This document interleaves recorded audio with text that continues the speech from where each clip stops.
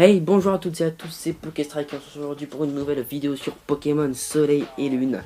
Un top 5 des mystères de Pokémon Soleil et Lune. Ça fait un peu répétition quand même. Oui, des mystères, il y en a beaucoup dans ce jeu et aujourd'hui on va en parler de quelques-uns. Premier mystère. Là on va commencer par deux lieux tout simplement qui sont inaccessibles.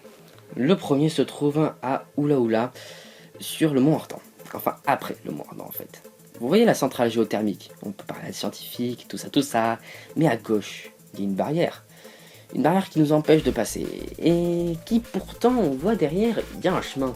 Un chemin. Ils n'auraient pas mis un chemin, ils ne seraient pas fait chier à mettre un chemin si on ne pouvait pas y accéder. Or, c'est impossible par n'importe quel moyen d'y accéder.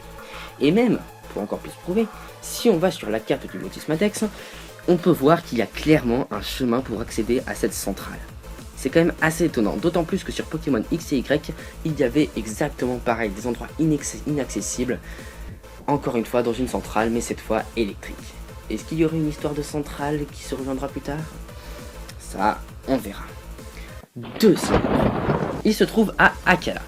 Alors, Akkala, c'est l'endroit où il y a beaucoup de capitaines que, en fait, on connaît bien. Et cet endroit se situe pas loin de l'épreuve du capitaine qui arrive. Tout simplement, vous zoomez sur la carte au niveau du volcan où vous faites l'épreuve de Kiawe, vous avancez tout droit vers la mer, et là, qu'est-ce que vous voyez? Une grotte. Une grotte vide. Une sortie de grotte plutôt.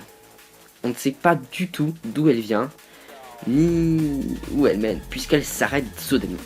On ne sait même pas à quoi elle sert, mais elle est là. Il y a l'ombre qui est fait, tout est fait pour montrer que c'est possible d'y accéder, mais non. Alors, est-ce encore un petit tour de la part de Game Freak ou bien un mystère à résoudre? Troisième mystère. Alors là, on part un peu plus dans du sérieux, les gens.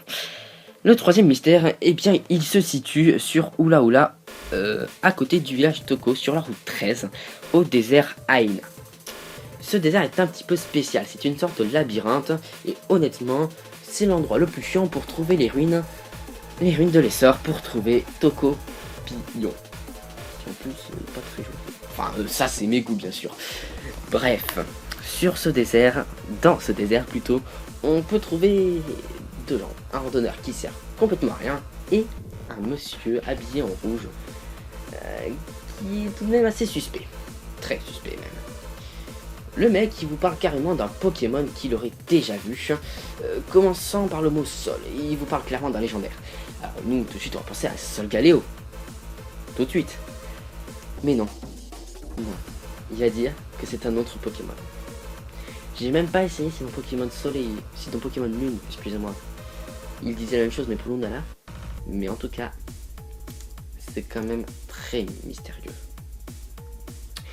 On continue avec un autre mystère, c'est à moitié un mystère. Solgaleo et Lunala ne sont pas des légendaires. Pourquoi? Premièrement parce qu'un légendaire n'a pas d'évolution, et ça c'est.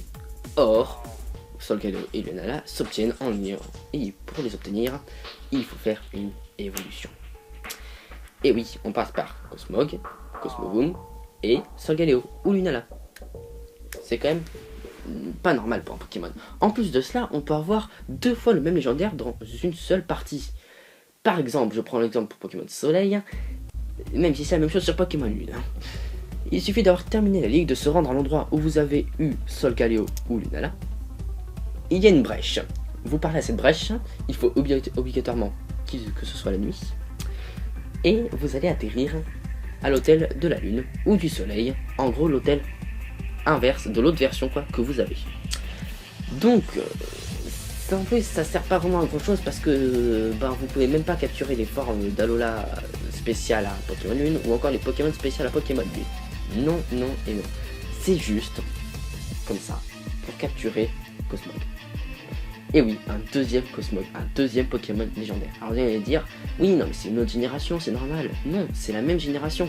Et je vous rappelle que la seule différence entre Pokémon Soleil et Lune, à part les Pokémon exclusifs, mais ça c'est autre chose, c'est qu'il y a un décalage horaire, c'est tout.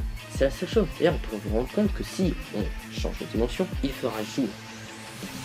Donc voilà, c'est juste un décalage horaire. Et on pourra avoir Solgaleo ou Lunala Donc pour moi, c'est pas normal qu'on puisse avoir 2 fois un légendaire qui est censé être un Pokémon unique. Donc pour moi, Solgaleo et Lunala ne sont pas des légendaires. Mais alors, qui sont les légendaires? Necrozma, Marshado. À vous de laisser votre imagination parler. Et on finit avec le 5e et dernier mystère qui pour moi est le plus intriguant. Celui du repère de la Team Skull au manoir chaud. Autant vous dire que c'est un petit peu compliqué, mais vous allez comprendre petit à petit. Pourquoi je pense que c'est un mystère? Parce que pour moi, le manoir chelou est l'ancien repère de la Team Aether. Pourquoi, vous allez me dire?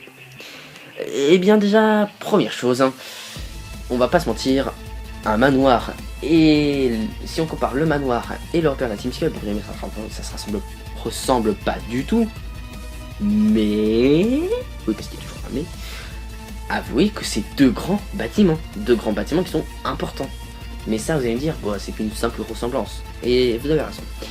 Mais autre chose, ce sont ces murets blancs qui se trouvent autour du repère pour utiliser le Motismadex. Qui l'entoure un petit peu en fait. Alors, c'est un petit peu bizarre. Parce que le blanc, ça représente la beauté, la sainteté, je sais pas, la lumière quoi. Alors que le repère de la Team Skull, il y a une musique limite flippante, il pleut tout le temps. En plus de ça, il fait sombre, et puis c'est limite bousillé, c'est une ville abandonnée, fantôme presque. Alors pourquoi des murs blancs de cette couleur viennent foutre qu'est-ce qu'ils foutent là? Alors ces murs seraient gris ou rouge ou noir, je sais rien, voilà, mais là ils sont blancs. Et c'est quand même assez bizarre. Mais il y a encore autre chose, les objets qu'on peut trouver. On peut trouver par exemple un super bonbon ou encore une poudre soin. Deux objets qui servent quand même à rendre plutôt heureux un Pokémon. Un super bonbon ça sert à augmenter le niveau d'un Pokémon, donc ça le rend plus fort et plus attaché à vous. La poudre soin, bah c'est pareil, c'est pour aider votre Pokémon au final. Alors pourquoi laisser des objets comme ça dans un manoir entre guillemets, ça n'a rien à faire ici. Nous sommes d'accord jusque là. Parce que, pour rappel, la poudre soin, elle sert à soigner tous les statuts d'un Pokémon. C'est quand même... Voilà quoi, c'est pas partout que t'en trouves de cette poudre soin. Donc non, pour moi ce n'est pas du tout normal que l'on trouve ces objets dans un manoir. Donc peut-être des objets abandonnés par la Team Aether. En plus de cela, on pourra voir qu'il y a plutôt beaucoup d'objets de riches. Et que la Team Aether, on va pas se mentir, hein, vu leurs bâtiments, leurs habits, leurs portes, leur chemin, alors, tout ce que tu veux, tout est beau, artificiel, tout est moderne, technologique, enfin bon, la thune quoi. Donc ça coûte cher. Et là pareil, on retrouve des trucs un peu chers. Ils ont peut-être laissé un petit peu de leur trésor et leur argent ici. Et là-dessus, j'ai une plus grande... Ça s'élargit un petit peu, mais on s'écarterait un petit peu du sujet, du coup je garde ça peut-être pour une prochaine vidéo. Je verrai si j'arrive à remettre tout ça en place. Mais il y a aussi, et oui parce que j'ai pas fini, les jardins qui se trouvent au repère. Bah c'est vrai ça, il y a plein d'herbes qui pouvaient être avant, bien sûr, si j'étais le repère de la Team Aether, de l'herbe pour les Pokémon, pour qu'ils s'amusent, pour qu'ils se détendent, se promènent, voilà quoi, c'est pareil, encore une ressemblance qui peut être logique. Pour moi, c'est vraiment bizarre, quoi. Et puis, qui sait? Peut-être que Gladio a rejoint la Team Skull seulement pour revoir cet endroit. Juste pour se dire qu'avant, ils habitaient là. Enfin bon, vous m'avez compris. Tellement de choses à dire sur le repère de la Team Skull et le rapport avec la Team Aether. En tout cas, j'espère que cette vidéo vous aura plu les gens. Moi, j'ai donné de mon mieux pour faire ce top 5. Donc voilà, surtout, portez-vous bien, prenez soin de vous parce que c'est le plus important. Je vous adore. Et ciao!